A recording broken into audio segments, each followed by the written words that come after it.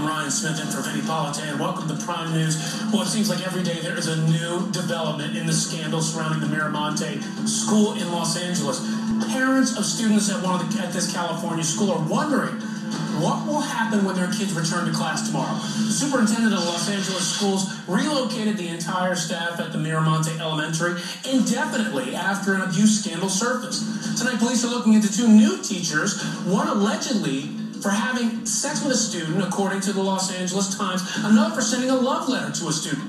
But so far, only two arrests. This guy you see right here, Mark Burnt. Cops say he took bondage photos of more than 24 of his students. And according to the Los Angeles Times, just this afternoon, cops found 200 new photos that Burnt took allegedly of his students. The Times citing police sources that the pictures were recovered from a drugstore. Also charged Martin Springer. He's accused of fondling a girl in the classroom. Parents understandably upset, but it's not just about the actions of these two educators. It's because their kids' lives at school are now turned upside down. New teachers, new staff, all this going on in the middle of the year. So we're thinking not only about the parents, but the students and what their response is to all this. In Los Angeles, with me joining us tonight, Luis Carrillo. He's an attorney for some of the victims in this case. And Luis, great to have you with us. Now, Luis, talk to us about your clients. You, as I understand it, are representing about 10 of the victims. You're possibly meeting with some others. What are the victims and the parents telling you about what they're going through? Well, you can imagine that the parents have been horrified to hear what this man was doing with their children. They're absolutely devastated. It was a great shock to them. They're in anger, and they really want justice. They seek justice, not only because this man did so much damage, but because the school district permitted this damage to be done to the children. You have to remember that way back in the school year 90 and 91, parents came forward to complain about Burnt. Another child came forward in 94 to complain about Burnt. The school principal, administrators, the school district ignored these warning bells, ignored these signs, hints of trouble, big alarms of trouble. And because they ignored it, this empowered this man to continue doing his evil deeds. So your clients, when did they come forward, and what did the school district say? How did they get to talk about what was happening, or did they know this was going on? Did they have any sense? None of my clients knew anything about what was going on, because you have to remember, sheriff's detectives interviewed many children without notifying the parents. The school administrators did not notify the parents that teacher Burnt was under investigation, and the school administrators and the principal never informed the parents that some of the children had been interviewed by detectives.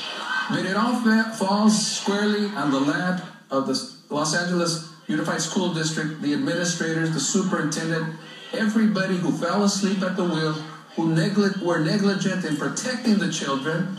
And because they failed miserably in their professional responsibilities to protect the children, we had a pervert roaming through the school, selecting victims for his sexual perversions.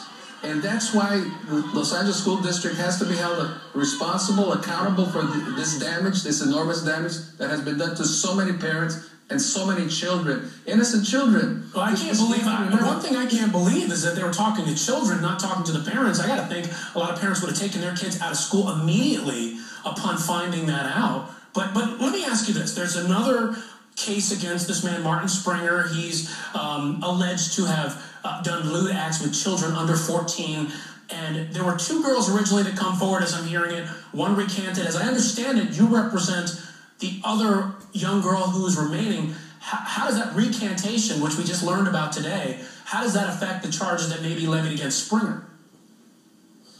I'm unaware of the recantation. Okay. I know one of my clients was interviewed by detectives. In that case, was interviewed by detectives yesterday. But I want to bring to your attention something else. Mm-hmm. Back in July of 2009, there was a different parent that came to the school to complain about love letters that were sent by a teacher's assistant to her 11-year-old son. And the same pattern in practice that the school, the principal, and the superintendent and the school district followed in the prior years of 1990, 91, 94 was continued in 2009, because this parent was brushed off.